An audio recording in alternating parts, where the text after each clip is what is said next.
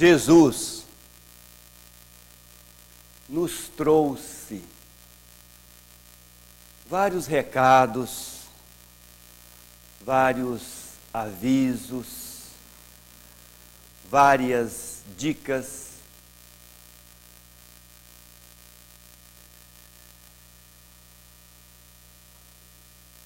Uma delas é: no mundo tereis tribulações. Essa é para o futuro, né? Olha, gente, no mundo tereis tribulações. Parece até epa, o que vai ter lá na frente? Fique tranquilo, no mundo tereis tribulações. Mas tende bom ânimo, porque eu venci o mundo. Ou seja, fica comigo, confia em mim. O que é mais gostoso nessa mensagem de Jesus é que ele não classifica as tribulações. Não sabe não falei se era de ordem material, se era de ordem financeira, se é com parente, se é com doença, se você vai passar momentos de solidão ou não. No mundo tereis tribulações. E o que é tribulação? Tribulação é uma situação difícil, é uma turbulência, é uma dor, é uma chateação, é uma incomodação. E é interessante que todos os seres vivos, eles passam tribulação. Ah, mas espera aí, o cachorro está certo, o cachorro sente dor. O cachorro passa por algum sofrimento. Mas e o vegetal? O vegetal também é ser vivo, mas o vegetal passa por tribulação. Vocês querem ver? Uma sementinha. Uma sementinha, ela precisa do quê? Ela precisa de cair lá na terra. E aí a pessoa põe ela lá na terra, joga a terra por cima, a pressão da terra na parede da semente vai fazer com que aquela semente, brote, germine. E aquela pressão da terra vai fazer com que aquela plantinha crie forças para chegar até a superfície. É uma tribulação, é uma dificuldade para ela. E ela sabe que ela tem que vencer. E é interessante. E aí depois que ela passa da superfície, ela já é plantinha. Mas aí tem sol. Sol é muito bom e fundamental. Mas tem sol muito quente. O vento. O vento é bom, né? Fortalece o caule. Mas muito vento também é ruim. E assim vai. E vem a chuva. Mas chuva é bom, mas e muita chuva. Então vocês notam que todos os seres vivos, eles passam por tribulações. E são essas tribulações que fazem com que eles alcancem o quê? O alvo maior, que é o crescimento. Então, a proposta para a reflexão dessa manhã, meus irmãos, nessa doce Páscoa, né? Vou falar em doce Páscoa, é curioso, né? A gente pensa que falar de dor e sofrimento, é coisa de cristão. Mas cristão, a vida de cristão não é tão dura assim não. Porque quando Jesus nasceu, o que a gente faz? Panetone, né? Natal, panetone e tal. Quando Jesus morreu, bacalhoada, portuguesa, a Gomes de Sá. E quando Jesus vai ressuscitar, ovo de Páscoa. Então a vida do cristão não é muito ruim não, né, gente? Porque, pelo amor de Deus, né? Na próxima reencarnação tem que nascer lá no Oriente. Para fazer o quê? Porque não fui cristão, né? Não, agora vou nascer no Oriente para fazer uma dieta. A não ser que seja um Buda, aí fica a barriguinha. Aí não dá também. Meus irmãos, dor e sofrimento. Esse tema é fundamental. Esse tema é importante. Por quê? Porque às vezes a pessoa pensa que está passando por uma dor e na verdade ela está se batendo por dentro. E isso aí causa um sofrimento. Vamos definir dor. O que é dor? Dor é um fenômeno tem dois tipos de dor. Uma dor física, né? Um aspecto físico, uma queimadura, um espinho na pele. Tudo isso é uma dor física. Tem também a dor emocional, né? Uma partida, uma solidão, de repente alguém que partiu, viajou, vai ficar um ano fora, eu estou com saudade já. Isso é uma dor. Agora, sofrimento, se a gente for analisar o significado dessa palavra, ela vem do latim, sofrere, sob ferros, sob o quê? Sob pressão. Sofrer está sob pressão, ou seja, opressão. Olha a diferença, estou passando por uma dor, estou sofrendo, olha a diferença.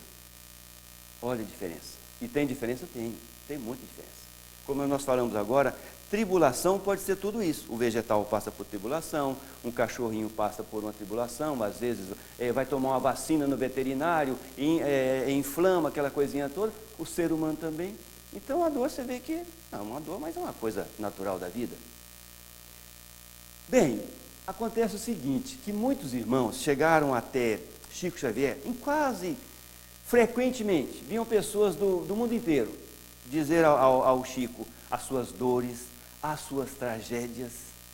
Chegava mãe que tinha perdido filhos assim, em acidentes terríveis.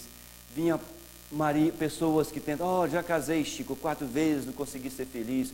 Eu fui violentamente ofendido nos meus 4 casamentos, porque eu fui traído, então eu não sei que sina é essa. Então, para o Chico Xavier, chegava dramas e mais dramas e mais dramas. E é interessante, gente, para quem conhece Chico Xavier, eu uso o verbo no tempo presente, porque essas pessoas, Chico, eu nunca gosto de falar assim, Jesus ensinava, Jesus falava. Não, eu gosto de falar, Jesus fala, Jesus ensina, porque senão fica uma coisa lá atrás e parece que passou, não passou. Então, quem conhece Chico Xavier, e outra coisa, Chico Xavier morreu o quê? Só morreu aquele corpo que ele morava, Então, quem conhece Chico Xavier sabe que ele é de uma humildade impressionante. O Chico, frequentemente, quando a pessoa contava um drama para ele chorava. Às vezes ele abraçava a mãe e chorava junto com ela. Mas ele falava assim, olha, os amigos espirituais estão te mandando 3 palavrinhas, 3 recados. Ora, confia e espera. Sempre eram essas 3. Às vezes era um drama terrível. Às vezes a pessoa estava contando um drama para o Chico Xavier e todo mundo chorava, porque o drama daquela mãe, daquele pai, daquela pessoa era muito grave. E no final, ora, confia e espera. Então, meus irmãos, às vezes a pessoa, meu Deus do céu, com um drama desse, meu Deus do céu, mas que coisa, será que os amigos espirituais têm só essas 3 palavrinhas? E um dia Chico Xavier, olha, Emanuel, é o seguinte, estão me cobrando aí, porque quando chegam essas dores terríveis, vocês têm 3 recados, parece que são frios esses recados. Ora, confia e espera. E o Emanuel falou assim, é isso mesmo. Presta atenção, ora, ou seja, robusteça-se na fé, confia, ora, confia. Fez a sua oração, falou com Jesus, tem certeza que ele ouviu? Tem. Espera. Espera, porque existe um processo de maturação naquilo que está acontecendo. Porque para a mãe foi tragédia, a volta do filho mais cedo. Mas para o plano espiritual estava programado. Muitas crianças, gente, eu falo crianças, às vezes com 20 anos de idade, o plano espiritual recolhe rapidinho. Por quê? Porque, por exemplo, entraram num tráfico de drogas. Às vezes ela tem 20 anos e veio nessa atual existência, programada para viver 90. Com 20 anos ela está totalmente envolvida mas envolvida mesmo, já está devendo, já está fazendo altos pactos. Com 20 anos está assim, e com 25, e com 30, e com 40. Não, volta. A equipe espiritual aborta, vamos dizer assim, aborta aquela reencarnação, volta, está tudo errado, tudo que nós programamos, tudo que você programou, você está fazendo tudo errado. Volta, vamos pensar, vamos repensar. É lógico que com essa volta, a mãe vai chorar, o pai vai chorar, aquela coisa toda. Mas pelo menos a espiritualidade socorreu aquele menino, aquela criança. Volta, vamos programar. Talvez volte como neto daquela mulher. Então, para a espiritualidade, ela está vendo o quê? Ela está vendo a questão como um todo. Para a mãe é uma tragédia, para o pai é uma tragédia. Aquele homem que já casou 4 vezes e foi traído nas 4 vezes, na verdade, para a equipe espiritual, a equipe espiritual está batendo palma, porque ele está conseguindo resgatar o seu passado de culpas. Ele está sofrendo, para ele é tragédia, para a equipe espiritual não. Então, o que acontece? Essa questão de dor e sofrimento, quando tem um sofrimento na terra, gente, tem muito sorriso no céu, porque a equipe espiritual que nos acompanha sabe que a gente está pagando, sabe que a gente está aprendendo, sabe que a gente está evoluindo através da dificuldade. Então, o que acontece? Quando os amigos espirituais, ao auxiliar o Chico, fala sempre assim, ora, confia e espera, por quê? Por que eles têm essa lógica? Calma, vamos dar fé, vamos dar esperança, calma, está tudo seguindo o seu curso. Por que os amigos espirituais agem assim? Por que eles têm essa lógica irretorquível? Porque ele tem os olhos na eternidade. Os amigos espirituais estão vendo a eternidade. A pessoa está vendo aqui, ó, está vendo só aqui. Ai, o que aconteceu com meu filho? Ai, eu estou morrendo de dó do meu filho que ele não passou no vestibular e tal. Mas a equipe espiritual está vendo o quê? Então, por isso que é, ora, confia e espera. A equipe espiritual tem essa lógica irretorquível porque eles veem tudo com olhar na eternidade. E quando você tem um olhar na eternidade, é outro esquema. Aí funciona de outro modo. É muito interessante mesmo. Meus irmãos, para onde vai me levar a dor? A dor, a verdadeira dor, a sentida à luz do Evangelho, a dor vai te levar para o crescimento espiritual. Por quê?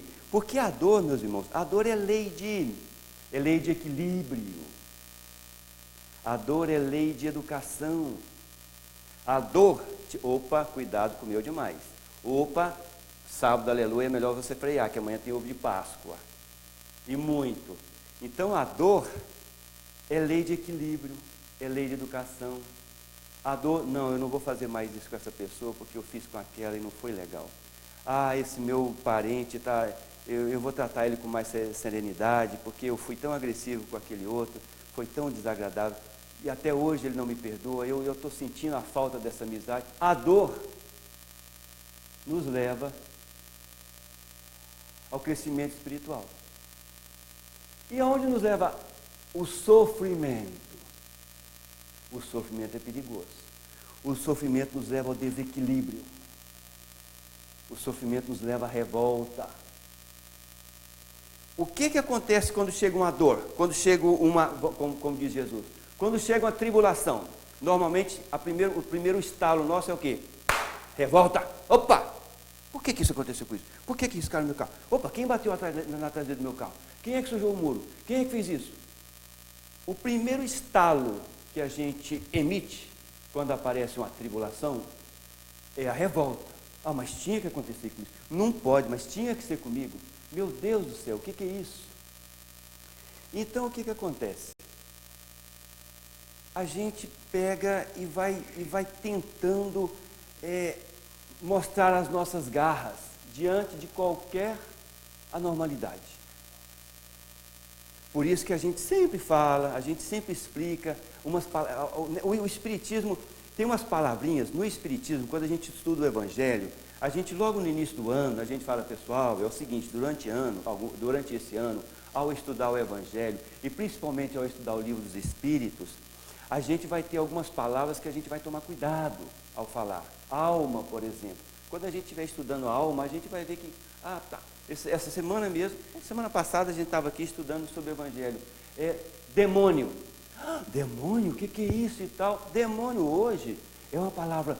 Se a criancinha ouvir a palavra demônio, ela, mamãe, a pessoa falou um palavrão. Mas no tempo de Sócrates, de Platão, demônio era um anjo, era um gênio, era um espírito. Então existe, no dicionário, o Espiritismo precisa muito do dicionário, porque existem muitas palavras paralelas, de interpretação dúbia, que às vezes a pessoa confunde. Até hoje tem muita gente que não entende esse negócio de expiação. Provas, tudo bem, mas expiação, muita gente não entende. Então, o que acontece? A gente tem algumas situações, por exemplo, a pergunta por quê? E é isso a gente insiste, porque isso aí é de um alívio impressionante.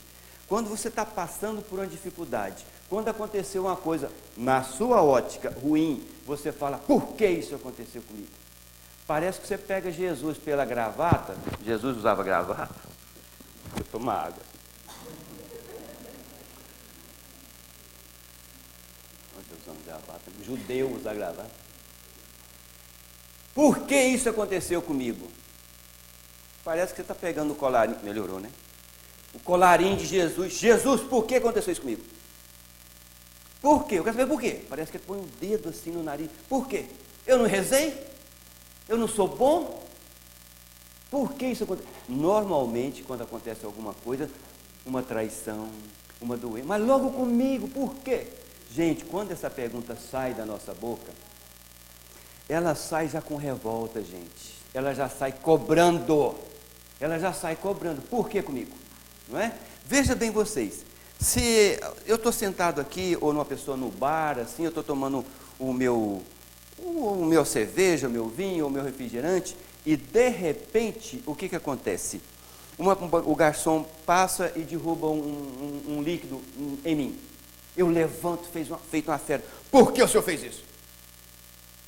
Por quê? Né? Então, mas por quê? Então, normalmente, quando a dor chega, a gente pergunta com muita revolta, por quê? É o primeiro estado.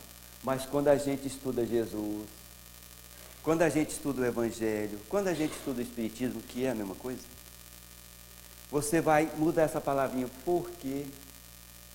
Para quê? Para que aconteceu isso?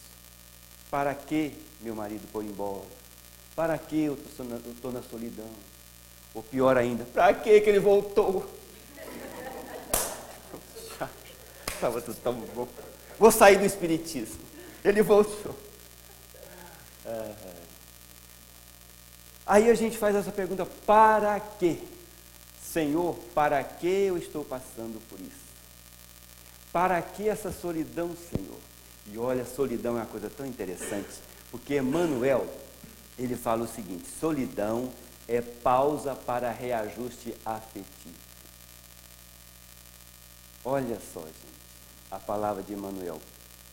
Solidão é pausa para reajuste afetivo. Ou seja, calma, dá um tempo sozinha, dá um tempo sozinho e vamos pensar. Né? Se é Emmanuel que está dizendo isso, vocês imaginam. Então, o que acontece? Quando você tem esse discernimento cristão de não perguntar por quê, e sim para quê, aí você tem o quê? Quando você pergunta para quê, você está tendo o quê? O equilíbrio na pergunta. Logo, a resposta vai vir também à altura do seu nível de entendimento. Agora eu já posso dizer por quê. Agora eu posso dizer para que você está passando por isso. Por isso que os amigos espirituais têm aquele discernimento. Ora, confia e espera. Deixa comigo. 99%, gente, é com Jesus. É com Jesus. A nossa capacidade é muito pouca. Não só capacidade de resolver um problema, mas capacidade de entender, capacidade de influenciar o outro, capacidade de ir lá na casinha do inimigo ou do adversário e mudar a cabeça dele. A nossa capacidade é muito pouca. Então, o que acontece? O que nós temos é isso. Vamos fazer o que a gente tem no nosso limite e está ótimo. Está ótimo. Isso é que é enfrentar uma dor. Então, quando você pergunta por quê, é sofrimento. Quando você pergunta para quê, é uma dor. E é interessante essas dores. É importante porque se você não souber passar a dor, você vai sofrer. Qual o perigo do sofrimento? O perigo do sofrimento é o desequilíbrio, a revolta, o desânimo. E a gente sabe, aprendemos nessa casa aqui, que desânimo é doença. Desânimo não é um estado assim, estou tão desanimado. Não, nós aprendemos aqui, numa manhã de domingo do ano passado, desânimo é doença. Se é doença, e não é a doença do corpo, né? Não é a doença do corpo. Mesmo se fosse do corpo, porque todas as doenças do corpo têm as raízes na alma, não é? Então, mesmo se fosse do corpo. Então, quando a gente desânimo é doença, deixa eu tomar uma aguinha aqui, deixa eu tomar uma água fluidificada e tal. Então, o que acontece? As obsessões, elas começam com o quê? Elas começam com a tristeza, elas começam com o desânimo, elas começam com o sofrimento, elas começam com sintonia no plano espiritual negativo. Porque as trevas, ela vai aproveitar aquela pessoa que está triste, que está sofrida, que está chateada, que está amargurada, e vai começar, e vai sentar perto dela, né? Vem aqueles espíritos especialistas nessa situação. Pois é, né? Eu estou sofrendo demais, tá mesmo. Porque eu sou assim, eu sou tão injustiçado, é mesmo. E daí a pouco as trevas começam a fazer uma assessoria. E daí para a obsessão, gente. Então essa é a diferença básica: dor e sofrimento. A dor, você entende, você luta, você imediatamente busca a companhia de Jesus, vai através de uma leitura edificante, através de uma palestra, através do passe e principalmente através do Evangelho no lar. Através do Evangelho no lar, a pessoa vai adquirindo forças aqui, esclarecimento ali, orientação aqui, limpeza espiritual na escola dos filhos, na sua escola, no trabalho do marido, no trabalho da esposa. E assim, aquelas dificuldades que antes parecia ser uma grande tribulação, passa a ser um verdadeiro o quê? Fermento para alguma coisa que a gente precisava de aprender. Então, dor e sofrimento parece dois trilhos, né? Parece um trilho onde você tem do lado, deixa eu manter a paz e o equilíbrio, ou deixa eu partir por esse lado aqui, aonde o tombo vai ser feio, e a experiência não vai ser nada agradável. Porque geralmente, se você já está sofrendo, e se você sofrer uma dor ainda maior, a revolta vai ser em dobro. Então, isso não tem nem dúvida. É interessante você falar de sofrimento, porque realmente parece que é a mesma coisa. Ora, na medicina, lógico, aqui é sempre espírita, né, gente? Nós vamos ver dor e sofrimento a nível do espiritismo. Porque se você fosse na medicina, já começa assim. Olha, tem vários níveis, né, de dor. Aí o médico vai explicar, tem dor tolerável, tem dor que... E cada um tem um limiar de dor, mas isso é na medicina. No espiritismo, dor e sofrimento é uma coisa interessante. Tem uma frase muito famosa que fala o seguinte: a dor é necessária, mas o sofrimento é opção. Parece que é Carlos Drummond de Andrade, mas eu já vi falar que é do outro autor, não sei quem que é não. Mas ele é fantástico. A dor é necessária, o sofrimento é opção. A dor é necessária para o seu crescimento. A dor é necessária para o seu crescimento. O sofrimento é opção sua. Muito. Ela não precisa nem explicar. Tem pessoas cujo marido é terrível, é complicado, realmente é uma coisa que veio realmente de outras vidas. Mas a mulher não sofre, a esposa não sofre com ele. Tem as suas dificuldades. Ele é ranzinza, ou ele é turrão, ou ele é meio, às vezes, até antissocial. Mas ela sabendo por que ela está ao lado dele ali naquele momento, e principalmente para que aquela união, ela não sofre. Ela passa aqueles momentos difíceis. Gente, a questão interessante, até o próprio Kardec, ele teve os momentos de dor.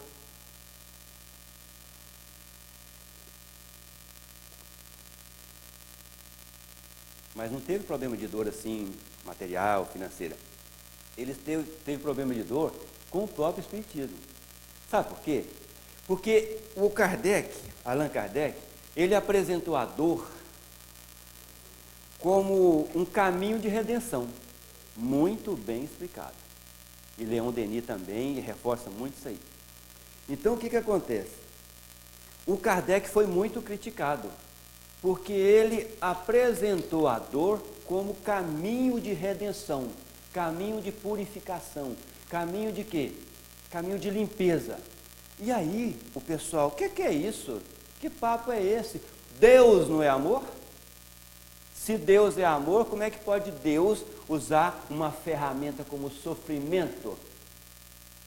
E aí quem é que falava isso? Quem não estudava. Quem tinha dado uma rápida olhada pelo Espiritismo e viu aquele ponto, a dor é caminho para a redenção. O Allan Kardec está doido, que isso? Quem é que gosta de sofrer? Por que a dor revolta? A dor provoca um desânimo. O bom é ser feliz. Deus é amor. Aí o que acontece? O Kardec fala, não só leia o Espiritismo, não leia como se lê uma revista, não. Estude. Porque, a gente deve ler bastante, né? Revista e tal, internet, essas coisas, ler revista caras para saber da vida dos outros, né?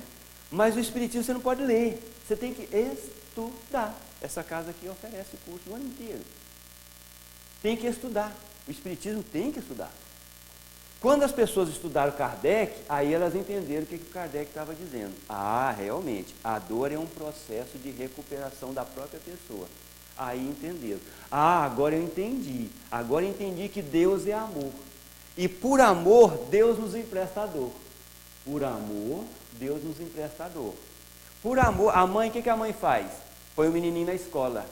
Né? O menininho, mas essa mãe é doida, porque o menininho vai sofrer com matemática, sofrer com química, vai sofrer isso. Sofrer. Química, matemática, biologia, graças a Deus esse menino pode estudar. Não é? Então, o professor por amor, dá difíceis exercícios para o aluno. O engenheiro, por exemplo, eu quero que vocês construam um edifício numa região montanhosa. Ah, professor, é muito difícil, se vira. Eu quero que vocês façam uma ponte numa região montanhosa. Eu quero que vocês construam um edifício numa região alagada. Ah, professor, esses exercícios são muito difíceis. Vocês vão ser engenheiros. E podem daqui sair para trabalhar no mundo inteiro.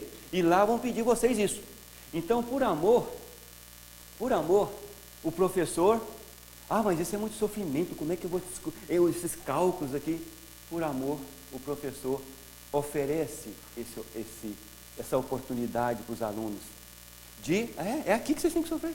Né? O que é um centro espírita? Aqui o centro espírita, gente, é o clube da verdade. Centro espírita é o clube da verdade.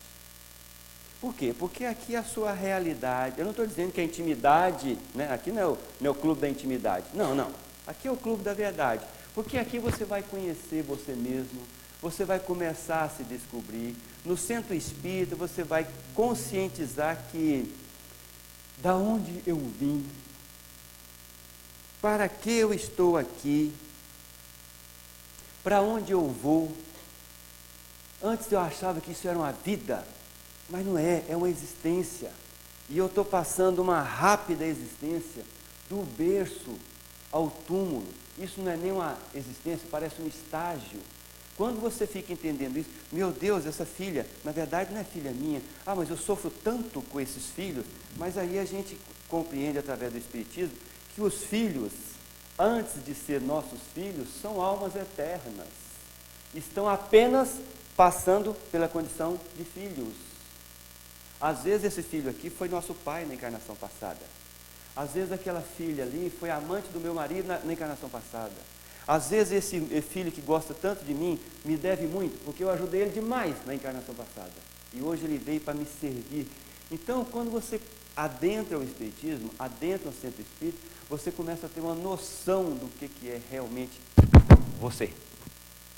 E ainda faz barulho assim, oh, quem é você, né? Um gigante, né? Vai convidar pessoas inexperientes para palestra, vai dar isso, né? Se fosse um Nelson Bittencourt, aí, né? Aí sim, né? Se fosse um Carlos Schmitt, aí não. Um Paulo. Viajou todo mundo, não tinha ninguém. Ai, que sofrimento. Então, meus irmãos, sabe por que eu gosto de rir assim, gente? Porque evangelho é alegria. Evangelho é alegria. A gente está passando uma situação difícil lá fora, com política, com financeira, essas coisas, mas a gente tem certeza absoluta, quando estuda o evangelho, que isso passa. Isso faz parte do nosso processo. Graças a Deus nós somos Brasil, verde e amarelo, nós não somos a Síria. A Síria pequenininha, e tem milhões de sírios saindo, abandonando tudo, para poder se livrar da morte, do estupro, de todo tipo de... O Brasil não. O Brasil, por mais que as coisas estejam aqui balançando, isso é apenas um processo democrático. É lógico que pessoas mais louquinhas, que não estudam o Evangelho segundo o Espiritismo, acham que é um processo o quê? Acham que é um processo, eu acho que é uma turbulência. Uma turbulência. Não, é um processo democrático. Ah, a situação do meu filho. Ele está passando uma situação que deve passar, e eu estou pedindo a Jesus não para tirar essa dor dele, Eu estou pedindo a Jesus para ajudar ele a aprender a lição que justifica a presença dessa experiência que ele está passando. Jamais a gente vai pedir, jamais devemos pedir a Jesus: Jesus, tire essa cruz dos meus ombros. Não. Ele pode até tirar. Tá bom, quer saber? Você está enchendo o saco. Volta. Porque de repente, gente, volta, pensa de novo o que você quer. Está perturbando muito aí, está perturbando, volta. Tem muita gente que faz isso. E aí o que? Não, isso não. Senhor, não tire a cruz dos meus ombros. Pelo contrário, fortaleça os meus ombros. Senhor, me ajude a aprender a lição que justifica a presença dessa experiência. Eu sou tão bom com esse vizinho, e ele é um inferno na minha vida. Eu sempre fiz o bem para fulano, para ciclano, mas eu não estou entendendo por que está vindo essas flechas, esses dardos envenenados. Senhor, me ajude a aprender a lição que justifica a presença dessa experiência. Olha a diferença de dor, gente, e de sofrimento. Olha a diferença de dor e de sofrimento. Isso é muito interessante, porque quando você faz uma prece dessa, gente, você começa calmo, durante a prece você está calmo, e ao final da prece você está muito mais calmo, porque foi uma oração lúcida, foi uma oração coerente. Na verdade, não foi nem na oração, foi um bate-papo com Jesus. Senhor, o que está vendo, hein? O que eu aprontei? Mas fala devagar, Senhor, para não me assustar. Mas pelo menos você já está sintonizando na frequência do quê?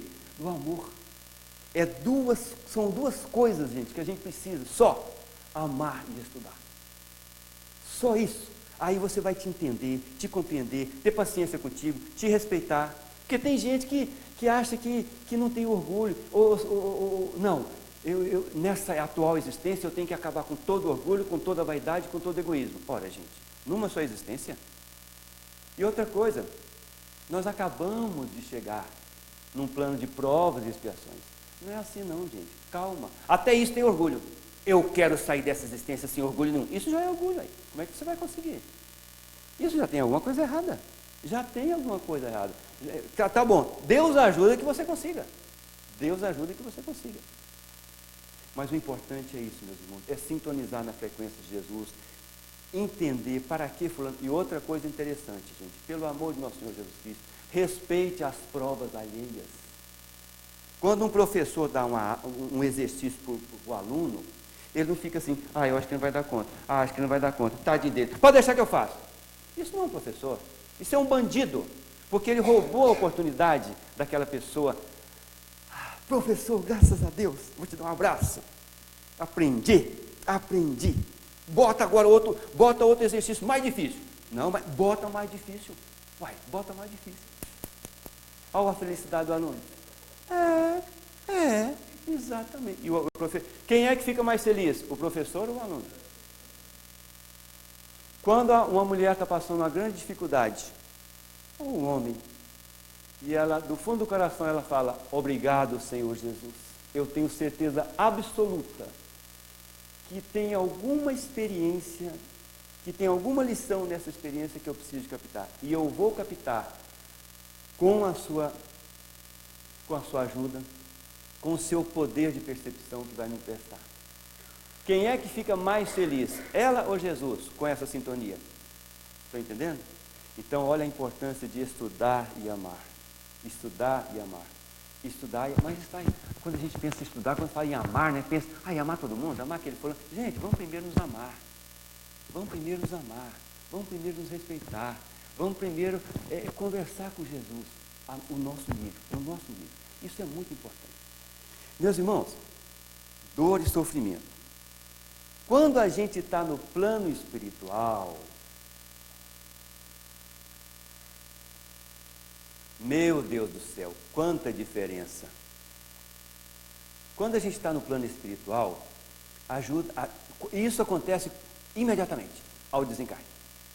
Quando você olha o que você fez, olha para um lado, eu aprontei isso, aquilo foi eu, não, mas foi aquele, meu Deus do céu, eu desperdicei esse tempo todo. Nossa Senhora, aqueles livros todos aqueles livros lá estão fechados na biblioteca. Nossa Senhora, meu Deus do céu, e aquele livro foi eu que comprei, está fechado também. Nossa Senhora.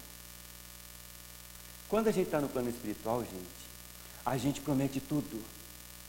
A gente promete tudo, faz 1000 planos. Não, deixa eu reencarnar. Eu quero reencarnar sem braço, sem perna, sem cabelo. Bom, sem cabelo também não é tão... Eu acho bom quando eu falo sem cabelo, que a gente escuta uns sorrisos assim. Mas eu sempre falo, quando eu tinha 20 anos, meu apelido era Ronivon. O pessoal ri, mas eu ri com... Engraçado que só ri quem tem cabelo, quem tem careca não ri. Mas eu falo assim com muita... Ronivon naquela época tinha um cabelo muito bonito, né? E minhas primas, meus primos, e faziam eles não, eu fazia assim uma festa, porque meu cabelo era realmente muito bonito. Eu entrava no supermercado para comprar um shampoo Silvicrim. Alguém lembra? Graças a Deus tem alguém da minha idade. Ai, pois é. Eu entrava no supermercado, eu ia para a estante, parece que eu estava caminhando para o altar. Silvicrim, limão. Não, mas é verdade. Quando foi 21 anos, 22 anos, eu comecei a olhar umas coisas, meu Deus do céu, meu reino está abalando. Fui atrás de médico, não sei o que.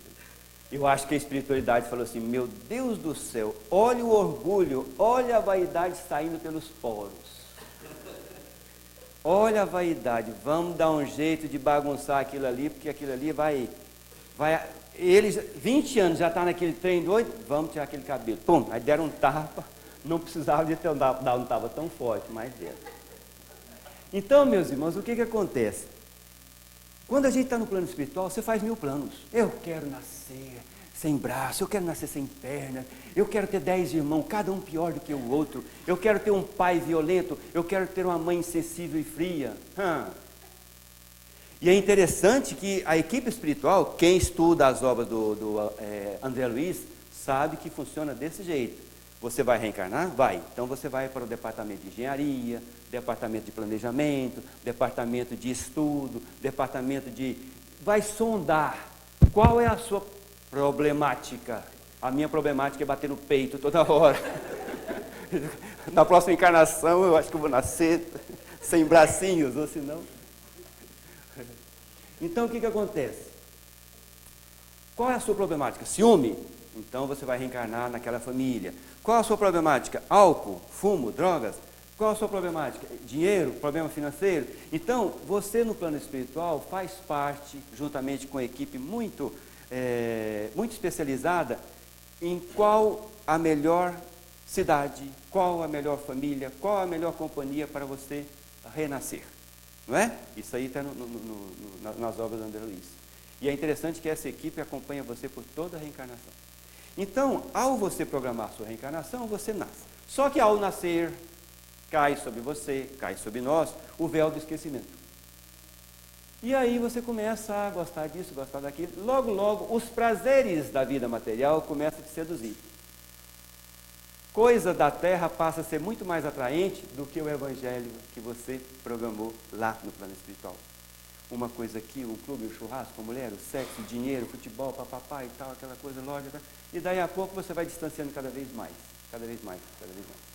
Tem um homem que ele desencarnou e viu a situação trágica da sua existência. Meu Deus, mas eu fiz tudo aquilo, eu infelicitei essa mulher, eu infelicitei aquelas crianças, eu quero nascer cego, surdo e mudo. Pediu, e aprontou no plano espiritual, quase que ele expôs eles de lá. Eu quero nascer cego, surdo e mudo, cego, surdo e mudo, cego, surdo e mudo, porque eu não pode, como é que eu fiz tanta maldade, como é que eu aprontei tanto? E a equipe espiritual esperou ele acalmar, acalmou. Meu irmão, você aprontou muito? Aprontei, estou devendo para muita gente lá embaixo. E por isso que eu quero nascer cego, surdo e mudo.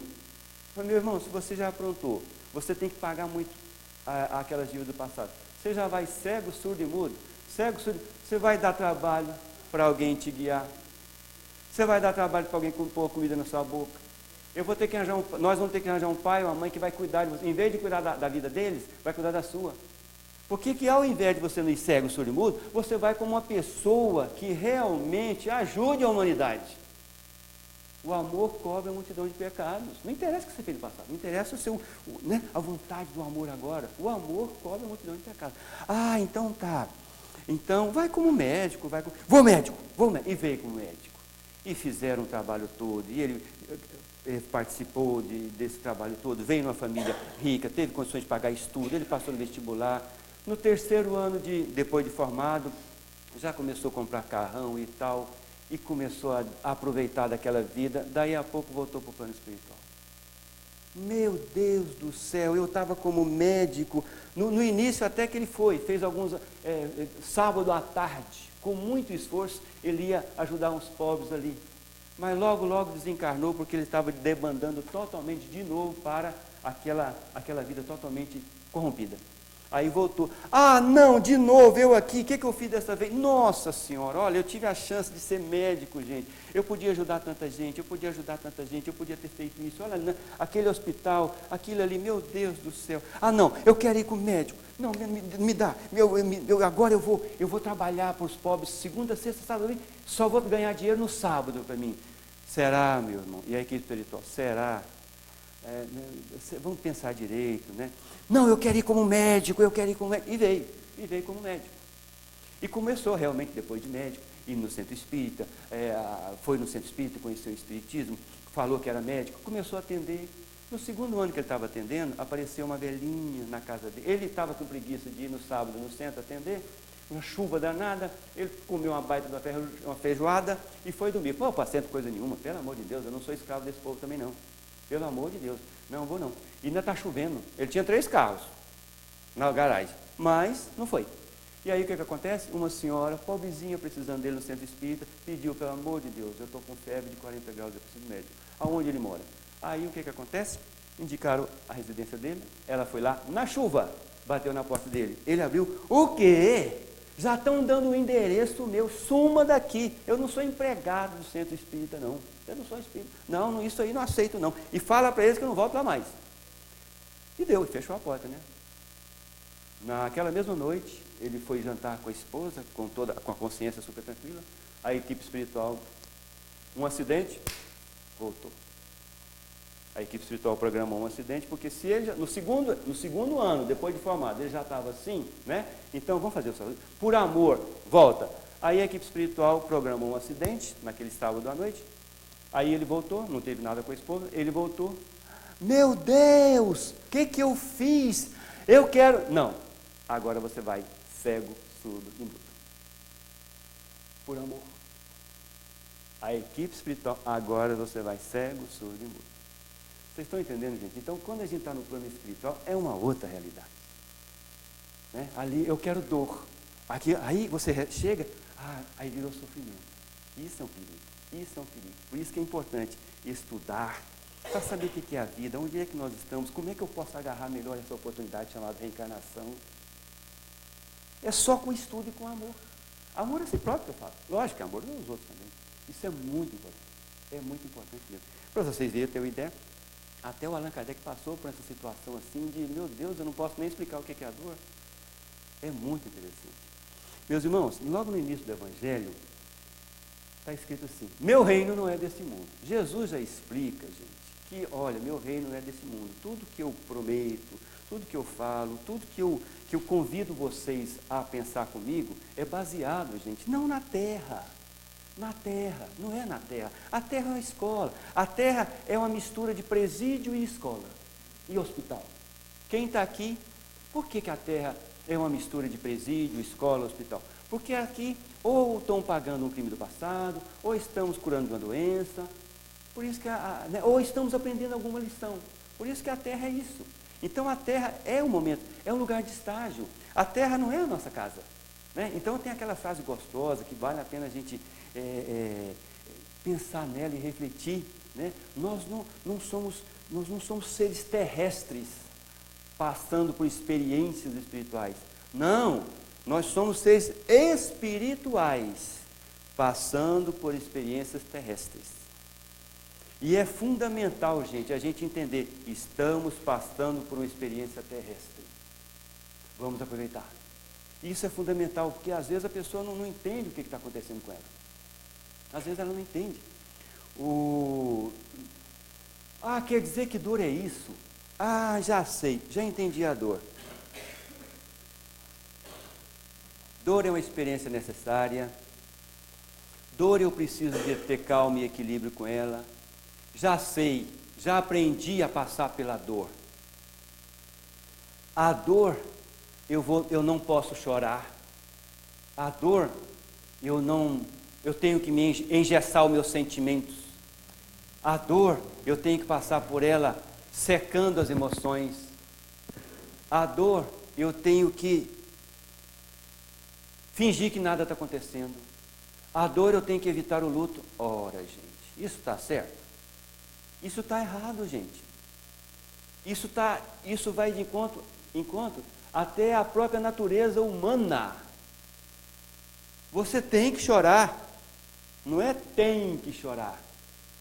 Mas você precisa chorar. Se vai querer chorar ou não, mas é importante.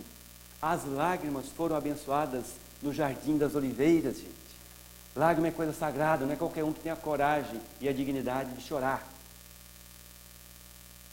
Luto, é importante vivenciar um luto. De repente o marido foi embora, de repente a namorada foi embora, de repente roubaram o carro. Então você faz tudo aquilo que você pode fazer em termos da situação que aconteceu. Mas viva aquele luto.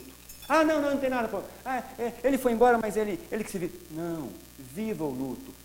Eu não estou dizendo aquele luto assim, abaixa a cabeça.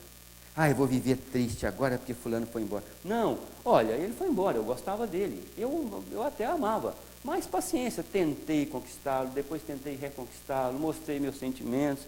Não deu, paciência. Mas não está legal? Não está legal, eu gostaria de estar aqui, mas estou passando, né? E eu não quero me relacionar com ninguém agora, porque eu quero dar um tempo para mim. Então isso é um luto respeitável. As lágrimas são importantes, não vamos sufocar a emoção, né? É lógico que, às vezes, tem isso também, né? A namorada vai embora, né? Aí a pessoa passa, que a gente sempre fala, né? Aí a pessoa entra no quarto, fecha a porta, fecha a janela, fecha a cortina e passa uma semana ouvindo Maria Bethânia. Aí também não, né? Você pode, né? Com todo respeito pela nossa baianinha, como diz Maíse Braga, né? Em Brasília, né? A palestrante Maíse Braga sempre tem esses tons humorísticos. Mas é verdade, tem gente que se faz questão de viver lá embaixo. Não, é um luto natural. Logo, logo dá a volta por cima, vê aonde está o seu coração, onde é que está o seu rumo e pronto. Isso é fundamental. Então, quer dizer que chorar é importante, vivenciar o que você está passando é importante. O que acontece? Então, como é que eu devo passar pela dor? Passar pela dor sem a revolta. Passar pela dor conscientizando que desânimo é doença, é coisa perigosa. Passar pela dor conscientizando que aquele processo, ele tem um fim, ele é justificável. Isso é a diferença entre dor e sofrimento. Isso é muito importante, meus irmãos, é muito importante. Tem uma irmã, uma mãe, que ela só tinha um filho. Esse filho era um militar, um piloto militar, um homem maravilhoso. E um dia, um amigo dele pediu um favor para ele. Fulano, faz esse voo para mim, que eu vou ter que ir na maternidade. Meu filho vai nascer. Aí, ele foi fazer esse voo para esse amigo e houve um acidente aéreo. E ele morreu. E a mãe desse homem, a mãe desse filho único, passou a simplesmente chorar. Não acreditou em mais nada e passou somente sofrer com essa perda. E o tempo foi passando e nada, e todo mundo, os parentes, né? Ela logo ela vai se acostumar. E nada dela acostumava. Sofria pelo filho, chorava, ia na sepultura do filho, conversava com o filho, guardava todas as coisas do filho na sala agora, e fazia aquele culto, e nada disso. E foi passando o tempo e nada dessa mulher acordar para a realidade da vida. O que acontece?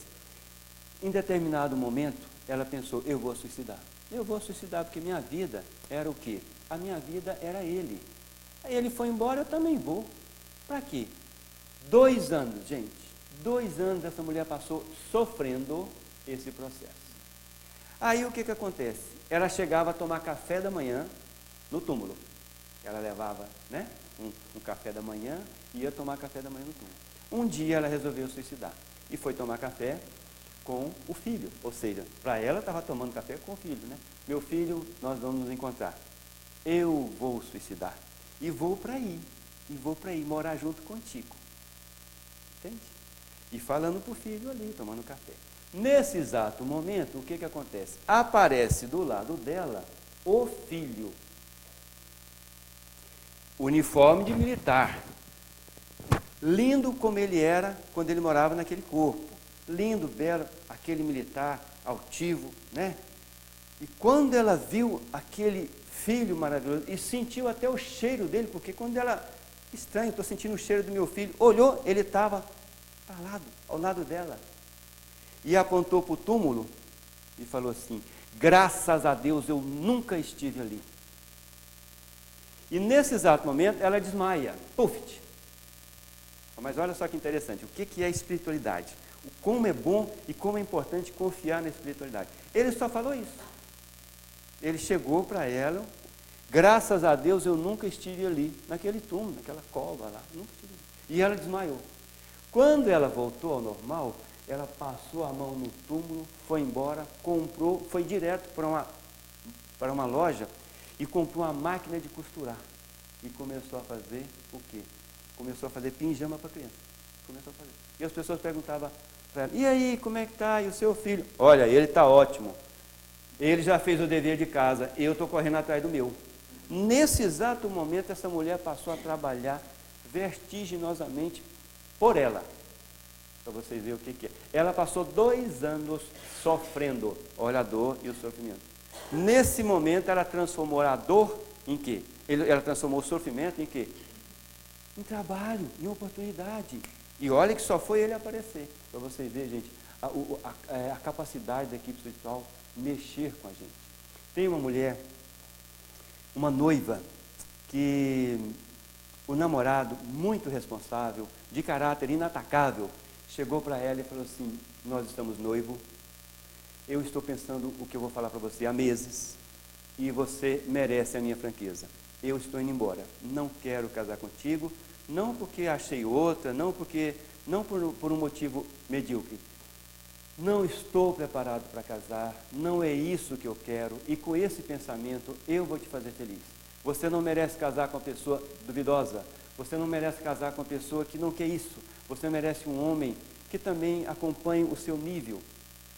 Eu quero viajar, eu quero estudar, eu quero seguir outro rumo. Então eu vim aqui, é uma decisão sólida, é uma decisão que não tem volta, porque eu me conheço e te conheço também.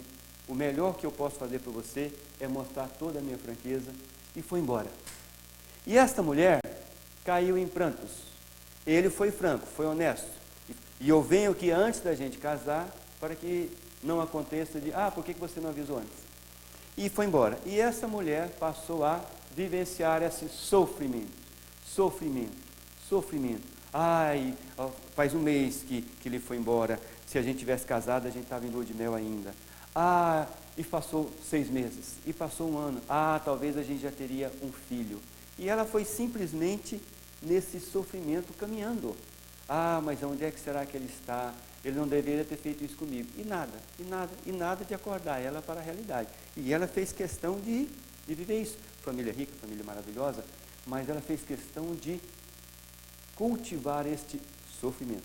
Não essa dor, esse sofrimento. Quando passou 10 anos, gente, 10 anos ela começou a sentir um problema aqui, um problema ali.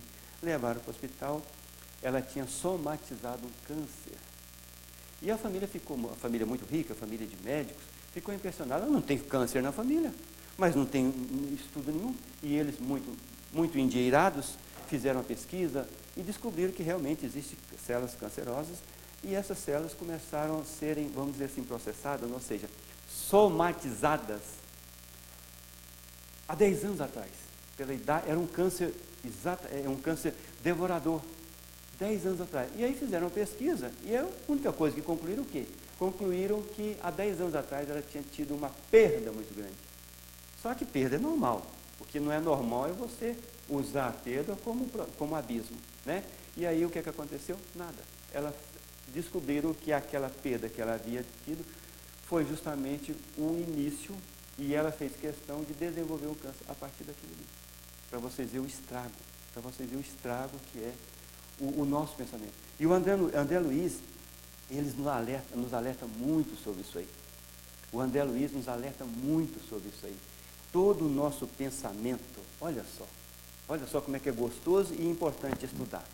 Todo pensamento que a gente tem, bom ou ruim, e olha que pensamento bom, gente, para a gente ter, quantos pensamentos bons eu tive? O Carlos Schmitt tem um estudo fantástico sobre pensamentos bons, parece que são 8% dos nossos pensamentos que são realmente plausíveis, que são consistentes, que são de acordo com o Evangelho, 8%, se não estiver enganado.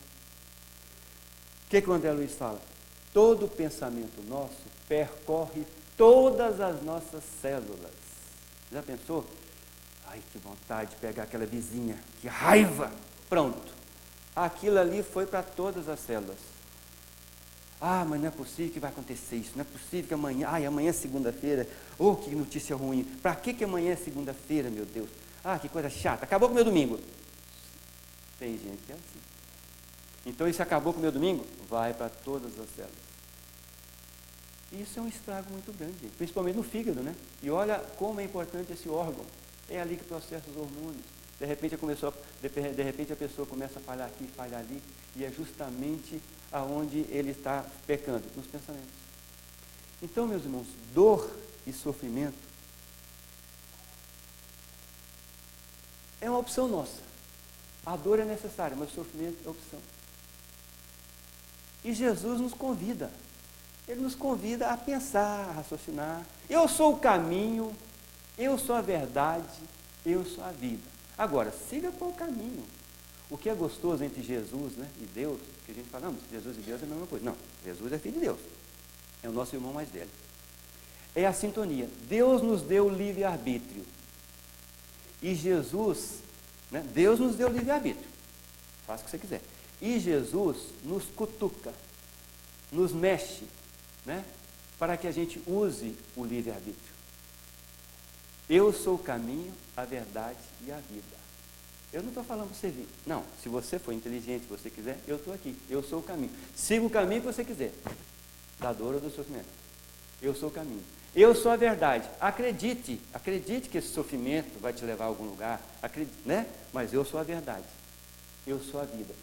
Viva a vida que você quiser, mas eu sou a verdadeira vida. Eu sou o caminho, a verdade e a vida. No mundo tereis tribulações, mas tem de bom ânimo, eu venci o mundo. No mundo tereis o quê? É necessário que haja escândalos. É necessário que haja escândalos. Faz parte. O mundo precisa, nós precisamos de testar a nós mesmos. É necessário que haja escândalos. Mas ai daquele que provocar escândalo. Então Jesus, ele é provocativo. Por quê? Porque ele sabe que dentro de você tem a solução. Jesus te provoca. Eu sou o pão da vida. Quem comer desse pão, não estou falando que você tem que comer, não. Quem comer desse pão, viverá eternamente. Eu sou a água pura e santa, não é?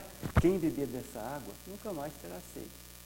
Mas para que eu opte por esse pão, para que eu queira caminhar, eu tenho que ter o quê? Eu tenho que ter esse discernimento, que duas coisas só dá: estudo e amor.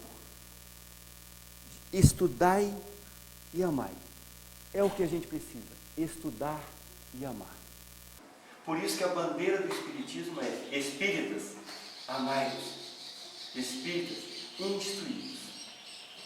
Muita paz, uma feliz Páscoa, que a verdadeira Páscoa renasça nos nossos corações.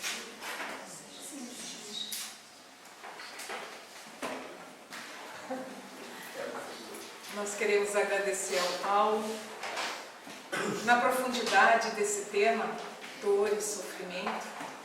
Ele nos traz a mensagem de uma forma suave, falando do Evangelho de Jesus com alegria. E essa é a mensagem realmente do Mestre, do Evangelho, é de alegria. Então queremos agradecer ao Paulo, que sabemos que saiu de coração toda a mensagem, né? E a gente sentiu o coração transbordando para que ficasse entre nós esses pensamentos, essas reflexões de que a dor é um professor, é necessária até certo ponto, para que a gente possa refletir do caminho que nós estamos levando. O sofrimento é opção, como Paulo colocou, é comportamento. A pergunta para quê é muito importante para que a gente possa saber de onde vem. E hoje, que é um dia de alegria, e hoje é um dia de alegria principalmente para nós, já conhecedores um pouco mais, porque hoje essa alegria é da imortalidade da alma, que Jesus nos deixa a grande demonstração do recomeçar, as oportunidades que nós temos, não somente do corpo, mas também de a cada dia. Então agradecemos ao Paulo, se sintam todos nesse momento, nesse ambiente de muita luz, de muita paz, com toda a espiritualidade amiga aqui presente, abençoados, que possam retornar aos seus lares, fazer uma oração em família, agradecendo a oportunidade do conhecimento, agradecendo a oportunidade da união, agradecendo a oportunidade de estar aqui na Terra e louvando ao nosso Pai, agradecendo ao nosso Mestre Jesus, nosso guia e modelo, que tanto exemplo nos deu para a nossa caminhada aqui na Terra. Muita paz a todos. Até o próximo dia 24, que nós vamos ter a nova palestra. Convidamos a todos já para fazer as inscrições para o dia 7 de maio, para o 5º seminário da SECAL, que é Educando o Pensamento às Emoções, das 14h30 às 19 horas, e que nós possamos, a cada dia, nesse importante convite que nós temos, das emoções, dos pensamentos, da dor, do sofrimento, lembrar que nós temos um grande companheiro não morto, mas vivo, que é o nosso irmão maior, Jesus, né? Agradecemos a equipe da SECAL, a equipe da TV FEB e muita paz a todos.